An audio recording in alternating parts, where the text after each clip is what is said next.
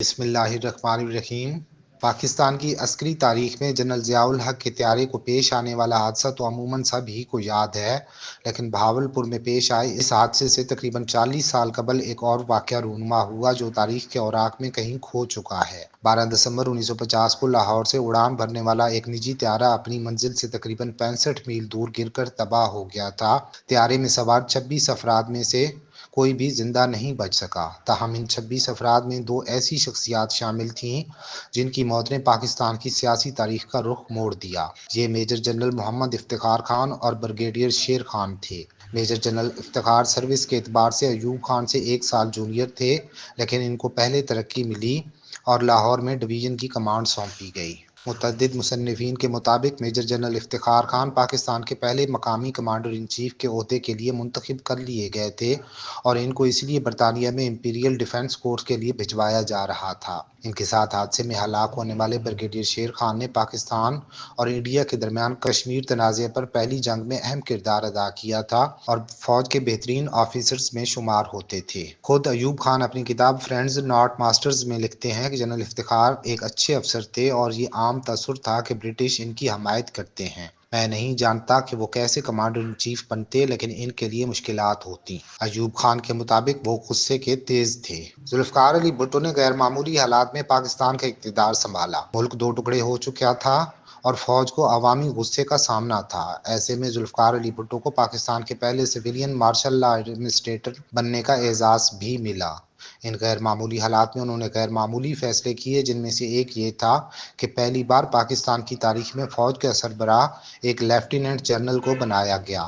یہ گل حسن خان تھے جنہوں نے بھٹو کا اقتدار سنبھالنے کے عمل میں اہم کردار ادا کیا تھا۔ گل حسن خان پاکستان فوج کے آخری کمانڈر ان چیف بنے، جس کی وجہ یہ تھی کہ اس عہدے کا نام بعد میں چیف آف آرمی اسٹاف رکھ دیا گیا۔ تاہم یہ معاملہ بھی متنازع ہے کہ ان کی بطور سپہ سالار تعیناتی لیفٹیننٹ جنرل کے رینک کے ساتھ کیوں ہوئی۔ گل حسن خان اپنی سوانح عمری میں لکھتے ہیں کہ جب مجھے اس عہدے کی پیشکش کی گئی تو میں نے ذوالفقار علی بھٹو کے سامنے شرط رکھی کہ مجھے لیفٹیننٹ جنرل کے rank per he commander in chief بنایا جائے۔ تاہم وہ لکھتے ہیں کہ اس وقت مجھے کافی حیرت ہوئی جب ذوالفقار علی بھٹو نے ایک پریس کانفرنس میں کہا کہ میں نے گل حسن خان کو کمانڈر ان چیف کے عہدے پر وقتی طور پر ترقی دی ہے، لیکن اس کا مطلب یہ نہیں کہ ان کو 4 اسٹار جنرل بنایا جائے گا، کیونکہ اس وقت ملک ایسی چیزوں کا متحمل نہیں ہو سکتا۔ گل حسن خان کے مطابق جب انہوں نے بعد میں بھٹو سے سوال کیا کہ انہوں نے ایسا کیوں کیا تو انہوں نے جواب دیا کہ وہ سیاست کو نہیں سمجھتے۔ شاید بھٹو اور ان کے پہلے تعینات کردہ فوجی سربراہ کے درمیان یہیں سے غلط فہمیاں پیدا ہو گئی تھیں۔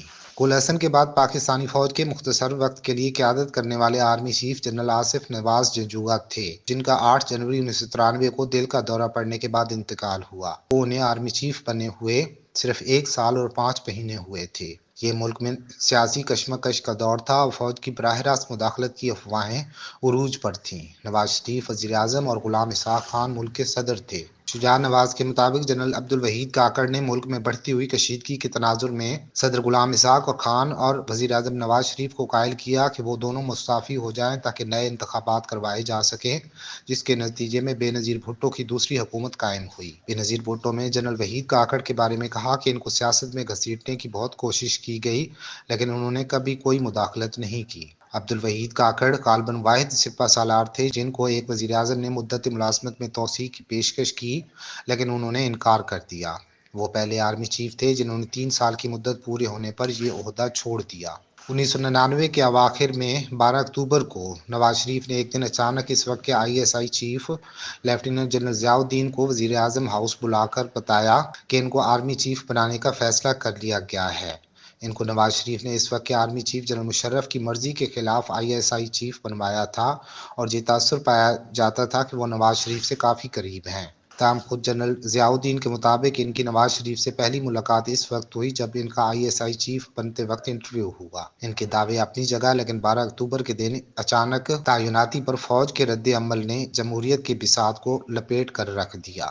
ایک جانب وزیر اعظم ہاؤس میں جنرل ضیاء الدین کو وزیر اعظم کے ملٹری سیکرٹری کے یونیفارم سے بیج اتروا کر لگائے گئے، تو ادھر اس وقت کے آرمی چیف کے قریبی جنرل حرکت میں آ گئے جو خود اس وقت سری لنکا سے واپس آ رہے تھے۔ جنرل مشرف سے پہلے آرمی چیف جنرل جہانگیر کرامت بھی نواز شریف سے اختلافات کے بعد وقت سے کچھ عرصہ قبل مستعفی ہو چکے تھے۔